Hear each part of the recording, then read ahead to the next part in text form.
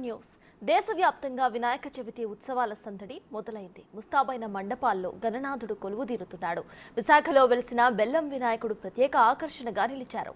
Gajuwaka bus depot పక్కన 75 అడుగుల ఎత్తున బెల్లం వినాయకుడిని ఏర్పాటు చేశారు. ఈ గణపతిని తయారు చేసేందుకు 20 టన్నుల బెల్లాన్ని ఉపయోగించారు. ఇక మరోవైపు విశాఖలో 90 అడుగుల గణపతి ప్రతిమను కూడా తయారు చేశారు.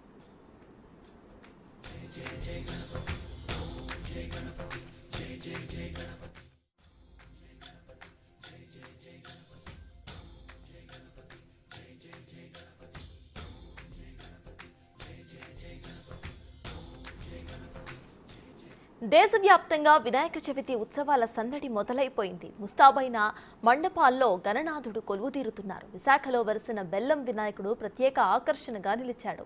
గాజువాక బస్ డిపో పక్కన 75 అడుగుల ఎత్తున బెల్లం వినాయకుడిని ఏర్పాటు చేశారు. ఈ గణపతిని తయారు చేసేందుకు 20 టన్నుల బెల్లాన్ని ఉపయోగించారు. ఇక మరోవైపు విశాఖలో 90 అడుగుల గణపతి ప్రతిమను కూడా తయారు చేశారు.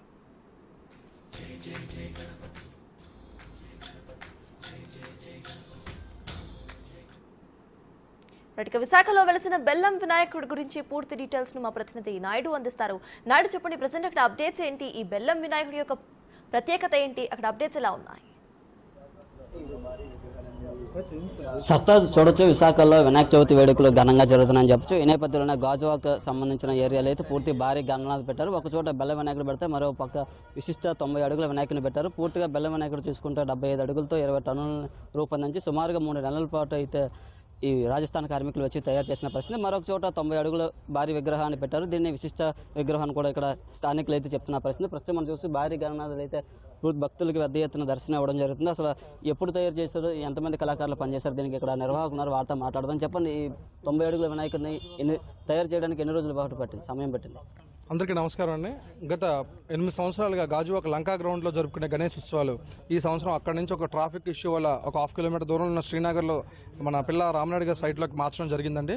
అదేవిధంగా ప్రతి ఏడాదిలాగా ఈ ఏడాది కూడా గాజువాక గణనాథుల ఉత్సవాల్లో భాగంగా స్వామివారికి ఈసారి మహా ఉచ్చిష్ట గణపతిగా స్వామివారి పేరు నామకరణం చేయడం జరిగింది. అదేవిధంగా ఈ విగ్రహం కళాకారులు కూడా మన వెస్ట్ బెంగాల్కి చెందిన కొత్తకొండ నగేష్ గారు, తెలంగాణ ఆర్టిస్ట్, వెస్ట్ బెంగాల్కి చెందిన మొత్తం 26 మంది కళాకారులు ఈ యొక్క కార్యక్రమం చేయడం జరుగుతుందండి.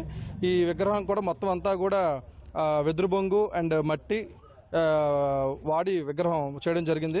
పెయింట్స్ అన్ని కూడా వాటర్ పెయింట్స్ యూజ్ చేయడం జరిగిందండి.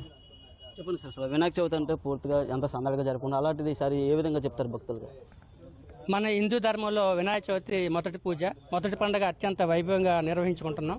వినాయక చవితి వచ్చిన తర్వాత మిగతా దసరా, దీపావళి అన్నీ కూడా వస్తుంటాయి. విఘ్నాలన్నీ తొలగించే దేవుడు వినాయకుడు. భక్తులందరూ కూడా ప్రత్యేకమైన విశ్వాసం ఉంది. ఖైరతాబాద్ తర్వాత మన ఆంధ్రప్రదేశ్ రాష్ట్రంలో విశాఖపట్నం జిల్లాలో గాజువాక గణనాథుడికి ప్రత్యేకత ఉంది. గత 10 ఏళ్లుగా ఇక్కడ ప్రతిరోజు కనీసం 10,000 నుంచి 20,000 మంది భక్తులు వచ్చి వేద పండితుల సమయంలో విశేష పూజలు, హోమాలు కూడా నిర్వహించడం జరుగుతుంది. ఇప్పుడు చూస్తున్న 89 అడుగుల భారీ గణనాథుడి జీవకాలు ఉట్టుపడే విధంగా చాలా చక్కగా తీర్చిదిద్దారు కళాకారులు.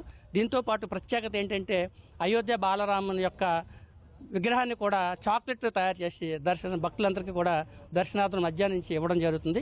వచ్చిన భక్తులందరికీ కూడా ఇక్కడ తీర్థ ప్రసాదాలు, బార్కేడ్స్, కమిటీ వారు ఎస్వి ఎంటర్టైన్మెంట్స్ గణేష్ గారి ఆధ్వర్యంలో చాలా చక్కగా ఏర్పాటు చేశారు. ఇప్పటికే తొలి పూజలు పూర్తయ్యాయి. భక్తులందరూ కూడా తరలి వస్తున్నారు. చెప్పండి, అసలు వినాయకుడు ప్రతిరూపం ఏమిటి, ముఖ్యంగా విశిష్టంగా తయారు చేయడం కారణం ఏంటి? ఈసారి ప్రతి సంవత్సరం లాగే ఈసారి అంటే ఎప్పుడు కూడా గాజువాక ఉత్సవ కమిటీ గణేష్ ఆధ్వర్యంలో ఏదో ఒక డిఫరెంట్గా వినాయకుడిని ఎప్పుడూ ఏర్పాటు చేస్తారు. ఈసారి ఉచ్చిష్ట గణపతిగా నామకరణం చేసి ఉచ్చిష్ట గణపతి వినాయకుడిని ప్రతిష్ఠించడం జరిగింది. అలాగే పక్కన కూడా వెంటనే ఈరోజు మన భారతదేశం అంతా కూడా రాముల వారిని ఎంతో దీనిగా ప్రార్థిస్తారు. అలాంటి రాముల వారిని కూడా 1 టన్ను చాక్లెట్తో 14 అడుగుల విగ్రహాన్ని కూడా బాలరాములు గారి విగ్రహం పెట్టడం జరిగింది. ఇన్ని రోజులు వినాయకుడు చవితి అంటే ఖైరతాబాద్, హైదరాబాద్ లాగా ఉండేది.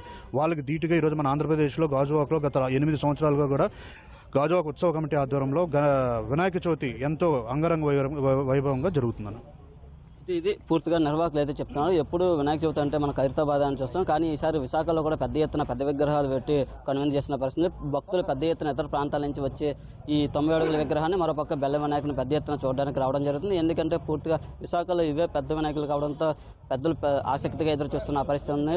ఇది ఇక్కడ సర్తాజ్ ఇక్కడ పరిస్థితి. నాయుడు.